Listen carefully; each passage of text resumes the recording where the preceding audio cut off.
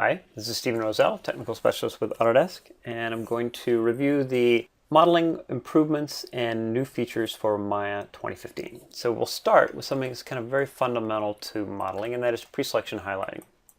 Pre-selection highlighting is the ability to preview what you're going to select before you actually select. It's been in Maya for a while, but it's gotten a complete update, and what you'll see is that it actually is much more robust and much more predictable. You no longer have to hover exactly over a vertex or an edge or a face in order to pre-select highlight that. We've also added the ability to preview your soft selection as you're doing your pre-selection highlighting, whether you're in face or edge or component mode. You can now hover over a face, and based on the size, or rather radius, of the soft select as well as the fall off, you can actually preview what that's going to look like before you actually select it and then apply it. Another thing that you can do is a lazy selection based on the profile of an object. So if I were to go into vertex mode and just use my tilde key, now I can actually hover just near my mesh, and then I can actually click and begin to change the profile of the mesh at that point without actually having to click directly on the mesh itself. So it's a really nice way of going in and refining a profile. Additionally, we've added the ability to mirror the soft selection as well as the pre-selection highlighting. So if we were to go into my marking menus here and turn on symmetry, what you'll notice is that with or without soft selection, I'm able to basically hover over a face, a vertex, or an edge, and then see the companion on the mirror or the opposite side. This works, as I said, with soft selection. So if I turn on soft selection, I can go in and I can preview the soft selection on both sides as well. Now I could actually go in and I can begin to make changes to the cheek or to something like the jawline and have that reflect over to both sides of the character. So something like this, maybe pull the jawline out a little bit over here, and you get the basic idea. Now if I were to go in and turn off symmetry and start to make some changes to, say, areas like here around the lips, let's go in and add a little bit of asymmetry. This is something that is pretty common when it comes to working with characters, in that you start with something symmetrical and then you begin to add asymmetry, which is a very human-like trait, in order to make your character look more interesting and more unique. Now by doing that, of course, I've actually broken the symmetry in terms of the actual location of those vertices. So if I were to go in and turn on symmetry once again, you can see that I've now lost my pre-selection highlighting for one side of my character. Now if I go up and look at the forehead, you can see that the forehead still has the symmetry. So based on the proximity or the location of those components, I can still find my symmetry. But down here where I've broken the symmetry on the nose, it will highlight in a different color to let me know that it cannot find the symmetrical match. I can fix that by simply going in and grabbing an edge at the center of my character and then setting that edge as my topological axis or my topological center, so that now it will recognize the topological symmetry point without having to worry about the actual world space position of that component. So now I can go in and, for instance, grab the corner of one lip, one side of the lip, and have that mirror over to the other. So I can go in and I can make these kind of changes to an asymmetrical character, which is something that would have been very difficult to do before. So let's talk a little bit more about symmetry, but we'll use a different part of the scene. This time we'll actually use a piece of the backpack or part of the gear that he's wearing. So I'm going to go back into my symmetry options, and we're going to turn off topology and go back into just regular world space symmetry. And what you'll see is I've got two unique shells. These are actually independent shells within the same object that are symmetrically shaped. So this will work across shells.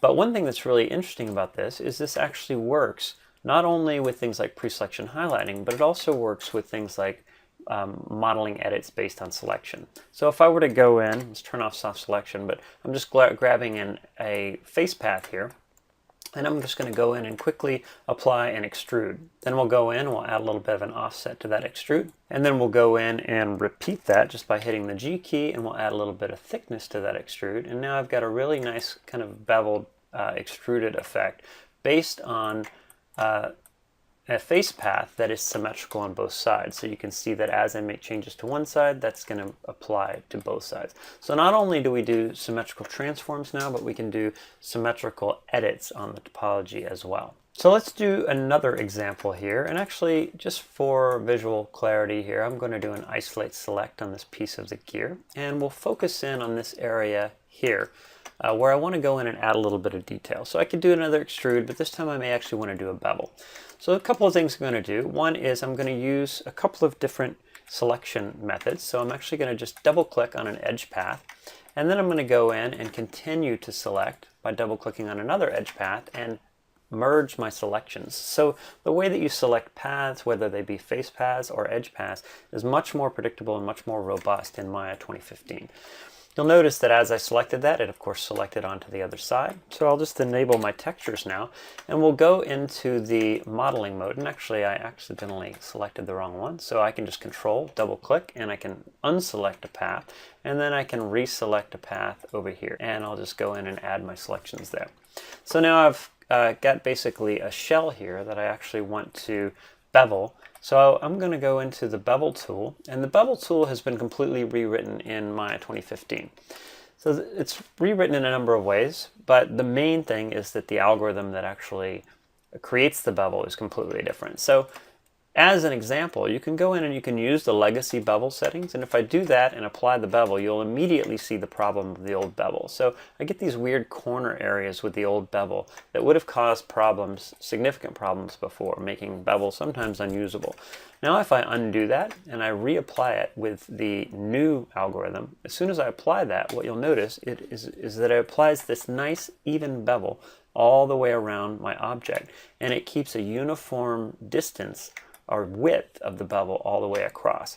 So as part of that, there is a new attribute that's associated with this. So if I go into the channel box and actually take a look at the bevel node, there is a fraction value, and that fraction value can be changed either before or after. And this fraction value allows me to actually go in and keep a uniform width for the bevel all the way across, and that includes if I were to go in and add segments as well.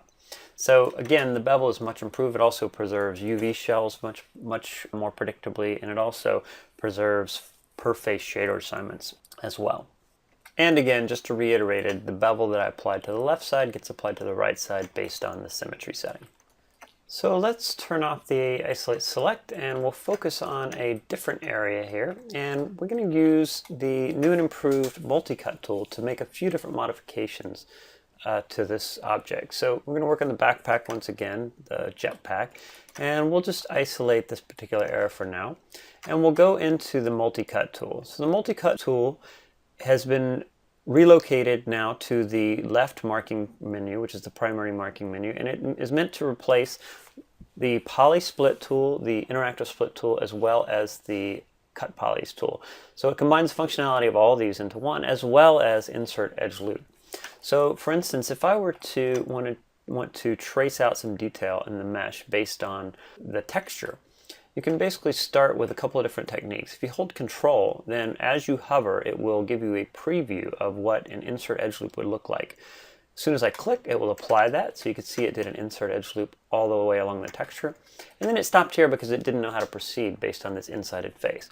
So here I can use the same tool now to basically behave as a split poly, or the old legacy split poly. And it also has behaviors of the interactive split in the sense that it gives you a clear indication of where your points are, and it also gives you the ability to go back in and make changes after the fact. So I can begin to go in here and actually make very specific changes to the location of any given point before I actually go in and hit enter to apply the detail. So this tool can also be used as a cutting tool or a knife tool. So we'll use another part of my geometry for this. We're actually going to use this piece of the backpack right here. And once again, we'll do an isolate select, and we'll go into view selected. And I'll go to the right point of view here. And what I want to do is, first of all, just go into the tool itself and the options, and I'm going to begin just by resetting the options. And if I click on the mesh, of course, then I'll basically insert points directly onto the mesh. I don't want to do that. I want to actually click outside of the mesh and click drag across, and that will work as a knife tool, allowing me to insert the detail in a linear fashion. Now I can also turn on a couple of options using my marking menus or the options on the right. one of which is an extract faces, which will basically allow me to separate these two into separate shells. And then in turn, I can set this into a delete faces, and depending on the direction that I drag, as I release it will delete one side or the other. So now I can begin to carve this up and remove any detail that may be unnecessary based on the fact that it's hidden from the other part of the jetpack. So let's go back into my standard perspective view, and now you can see when I bring the rest back, the part that's deleted was unnecessary, so I don't need that anyway.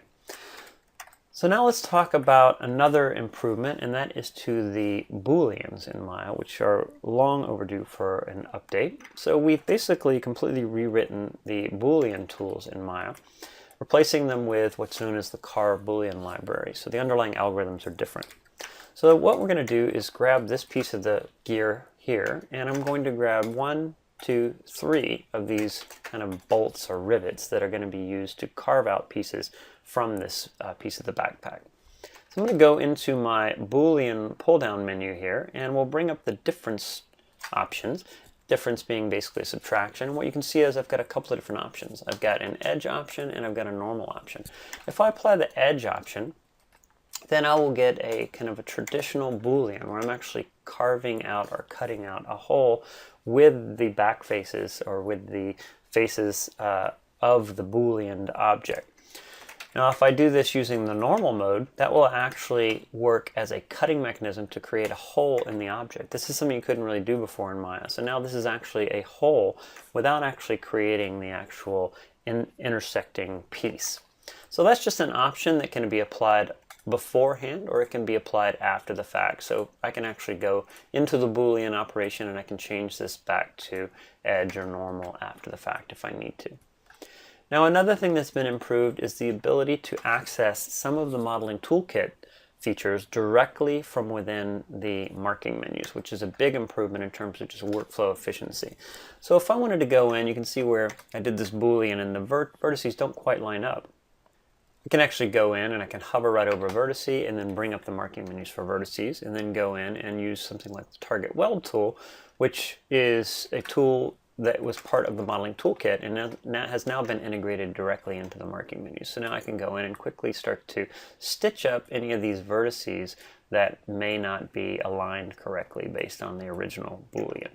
You can also work in edge mode. So if I switch over to edge mode, I can just click drag and begin to stitch up these edges based on just a simple proximity. Essentially just click dragging one on top of another. With a few clicks I was able to fix up the problems that were left over from the Boolean.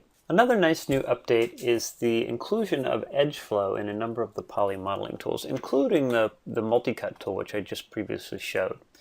So let's select this area, and what you'll see again is that I've inserted or Booleaned in this kind of circular area, but it's very crude and very kind of rigid with these hard edges. I might want to add some curvature to this after the fact. Would have been very hard to do previously.